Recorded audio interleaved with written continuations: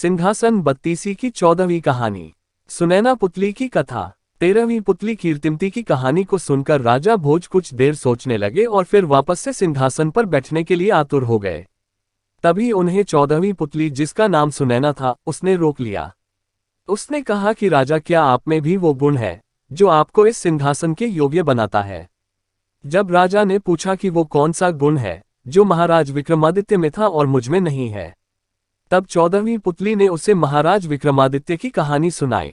महाराज विक्रमादित्य एक सर्वगुण संपन्न राजा थे। उनके राज्य में कोई भी दुखी नहीं था और वे छोटे छोटे नागरिक की समस्या का समाधान भी करते थे। एक दिन उनके दरबार में कुछ किसान आए और प्रार्थना करने लगे कि महाराज, हमारे राज्य में जंगल से निकलकर एक शेर आ गया है। वो रायजाना हमारे पशुओं को मारकर खा जाता है। कृपया आप हमें इस मुसीबत से बचाइए। तब राजा ने उनसे कहा कि चिंता न करें, हम कल ही उस शेर को इस राज्य से दूर किसी जंगल की ओर भगा देंगे। चूंकि महाराज विक्रमादित्य बहुत पराक्रमी थे, लेकिन वे किसी भी निहत्थे प्राणी को नहीं मारते थे, इसलिए उन्होंने सोचा कि वे कल उस शेर को किसी दूर जंगल में छोड़ आएंगे। अगले ही दिन वो कुछ सैनिकों के साथ उस शेर की तलाश में निकल पड़े। वह किसी खेत के पास वाली झाड़ियों में छुपा हुआ था। राजा ने देखते ही उसके पीछे अपना घोड़ा दौड़ा दिया। शेर ने जैसे ही घोड़े की टापों को सुना, वह जंगल की ओर भागने लगा।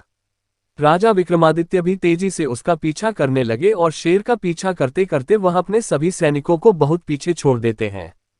वहीं घना जंगल होने के कारण राजा रास्ता भी भटक जाते हैं।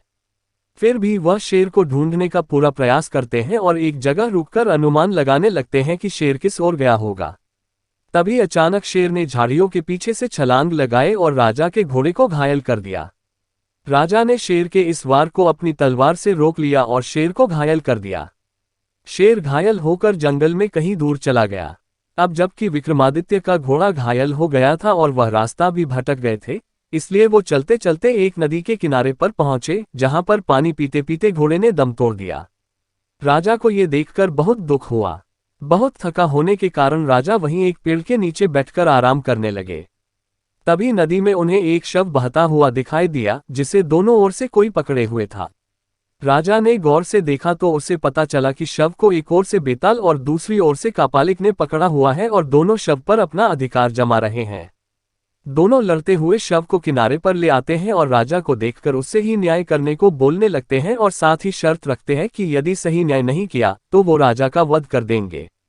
कापालिक ने कहा कि मैं इस शव के द्वारा अपनी साधना करना चाहता हूं और बेताल ने कहा कि मैं इससे अपनी भूख मिटाऊंगा। दोनों की बात सुनकर राजा ने भी कहा कि मैं जो कहूंगा दोनों उस बात को मानेंगे और न्याय के लिए आपको शुल्क देना होगा।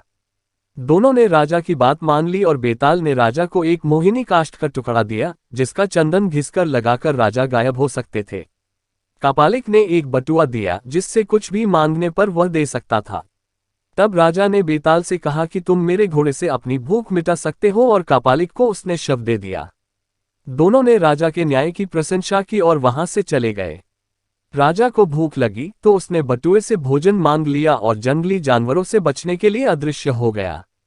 अगली सुबह वह बेतालों का स्मरण कर राज्य की सीमा पर पहुंच गए।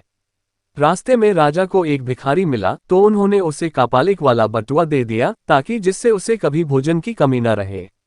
कहानी से सीख।